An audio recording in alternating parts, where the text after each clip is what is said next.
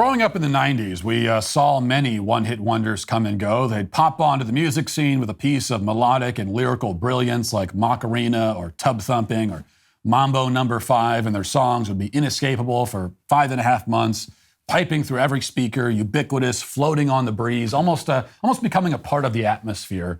And then just as suddenly, both the song and the musical act that produced it would disappear, and we would never hear from Lou Bega or Chumbawamba or whoever made the Macarena ever again. Maybe they turn up again briefly years later in a VH1 Where Are They Now segment, but usually they simply faded from view entirely, leaving us to wonder whether they ever actually existed. That's not how things work anymore. These days, nobody ever goes away. Nobody ever fades from view. We are not permitted to forget about anyone, no matter how much we may want to, because we're all connected. We're caught on the same web, and so everyone has their 15 minutes of fame, but the 15 minutes never ends. And this is true on a personal level, and it's also true in pop culture, where most pop artists are at most capable of producing one moderately listenable song, their one real hit, but then they linger on indefinitely, clamoring for attention, usually in ways that have nothing to do with the music. And in recent years especially, a marginal pop star who already released their one arguably decent, or at least maybe not completely terrible song, will cling desperately to relevance by doing two things.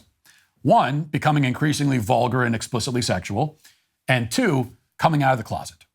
And often they'll come out of multiple closets. They'll come out of the closet multiple times, finding one closet after another to emerge from. We may call this the Demi Lovato strategy, though she neither invented it nor is she the only pop star to utilize it. Some came before her, and many have came after her. And this is the case, certainly, for the singer named Sam Smith. You may remember Sam Smith as the guy who made that one song 10 years ago, Stay With Me is what it was called, and it enjoyed its 5.5 months of cultural ubiquity. And it was around this same time that Smith came out of his first closet, announcing to the world that he was gay.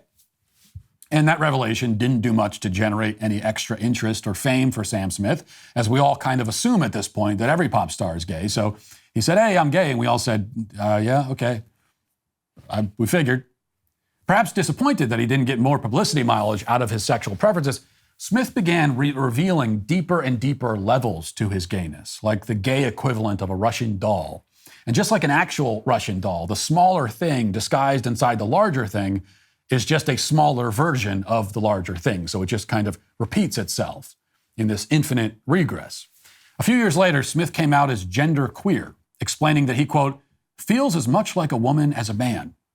He was, of course, never asked to explain what the hell that's supposed to mean, or how he knows what a woman feels like, or how he delineates between man feelings and woman feelings.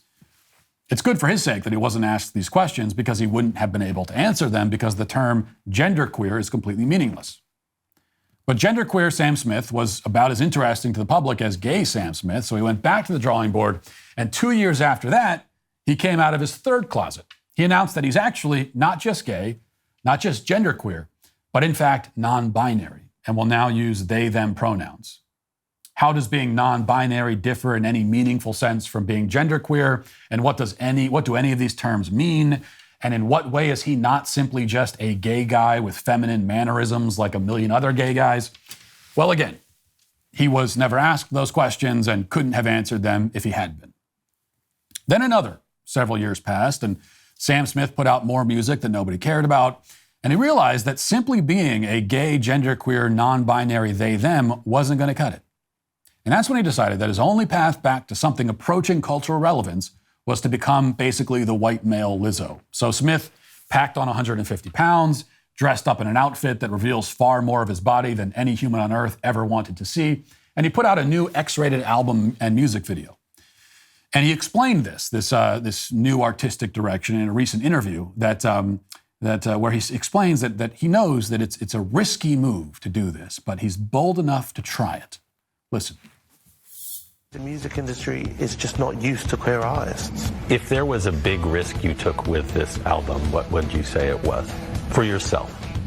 I'd say the biggest risk on this album was the element of sex. Wow. The music industry isn't ready for queer artists, he says, which is a bit like claiming that Zumba isn't ready for middle-aged white women. Our friends at Genucel Skincare have exciting news to celebrate in 2023. They're introducing their new microbiome moisturizer, which uses the power of probiotics to target skin redness, pesky wrinkles, fine lines, patchy blotches, and other signs of premature aging. These are the same probiotics that are in your yogurt. As it turns out, these super ingredients can have the same nourishing benefits on your skin as they do for your tummy. Probiotic tummy. You just forced me to say the word tummy. They can help your tummy. Probiotic extracts target bad bacteria and restore balance to your skin's protective barrier. Now, every Genucel most popular package includes their new probiotic moisturizer free with your order. My talent manager, Tessa, uses Genucel under eye treatment to help get rid of the bags under her eyes. It makes her look less tired after dealing with me every day, which is no small feat. So right now, you can get Genucel's most popular package for 70% off. Visit Genucel.com/Walsh and get your probiotic moisturizer today. Use code Walsh at checkout for an extra 10% off your entire purchase at Genucel.com/Walsh. Genucel.com/Walsh. He also says that the biggest risk he's taking is being sexual. I mean, that's a pretty big risk, we have to admit. I mean, it takes a lot of guts to do the same thing that literally every other person in your profession is doing and has already done and has been doing for decades. Following the easiest and safest trend. Now there's a risk. I mean, that's boldness if I ever saw it. Next, he's going to tell me that he went out on a limb and picked the Chiefs to go to the Super Bowl this year. I mean, this guy, them. He knows how to take risks, big risks. Granted, he might be the first pop star to go this direction while looking like he plays right tackle on the Detroit Lions practice squad. Though on second thought, I guess Lizzo has him beat there as well. So even on that point, he's not the first. So Smith's latest musical effort may not be risky, may not be bold, may not be revolutionary, but it is at least, we will admit, totally repulsive and grotesque. And this is normally the part where I would play a clip of his disgusting music video that has gone viral entirely for being disgusting. But I'm actually not going to do that in this case. I'm not going to force you to start your Monday that way. Suffice it to say that Smith's new music video for his song, which is called I'm Not Here to Make Friends, shows the morbidly obese singer in women's underwear dancing awkwardly with both men and women wearing something similar to assless chaps, who then start humping the floor with their bare butts sticking up, at which point streams of pee start spraying all over them, and it gets worse from there. But I'm realizing that describing it may even be more objectionable than just watching it, so you get the gist anyway. Now, it's probably no use pointing out how morally debased all of this is. Just as it's no use observing how our society day by day comes to not only resemble, but in every sense rival Sodom and Gomorrah. I mean, that all goes without saying at this point. And it's also exactly what these attention-starved, ugly, degenerate morons want us to say. It is true that Sam Smith is a filthy, hideous pervert.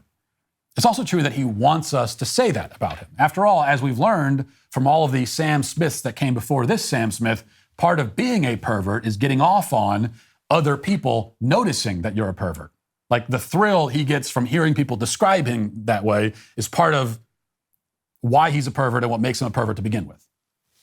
Which isn't to say that we shouldn't point it out, but rather that after we've delivered the moral condemnation this kind of garbage calls for and deserves, we should also say the thing that is just as true, and also the one thing that Sam Smith does not want us to say.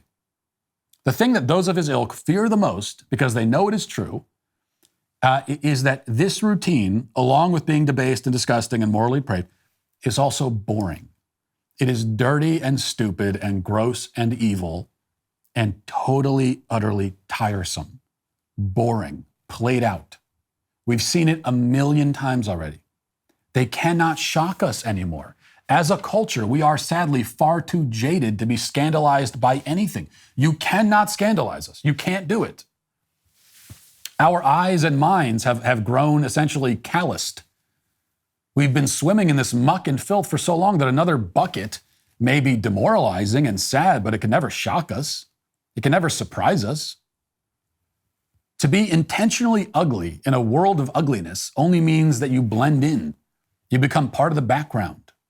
Now, you may be noticed for a brief moment, but then you fade into the surroundings and you become merely part of the fecal-flecked landscape. A decadent society is very generous to perverts in many ways, but the one thing that the perverts are forced to give up, the one price that they must pay is the element of surprise. You can't surprise us anymore. And most of all, they lose their status as revolutionaries. They're not challenging the system, but rather acting as guardians and reinforcers of it. Now, if Sam Smith really wanted to shock us, therefore, he would have created something good, something meaningful, something beautiful and true. Now, that would be something we're not used to. Okay, you want to give the music industry something it's not used to? How about beauty and truth? But that requires talent and moral clarity and an IQ somewhere above the freezing point, which puts it out of Sam Smith's reach. And that is why Sam Smith is today canceled. And that'll do it for this portion of the show. As we move over to the members block, if you're not a member yet, you can become a member and use code Walsh at checkout for 2 months free on all annual plans. Hope to see you there. If not, talk to you tomorrow. Godspeed.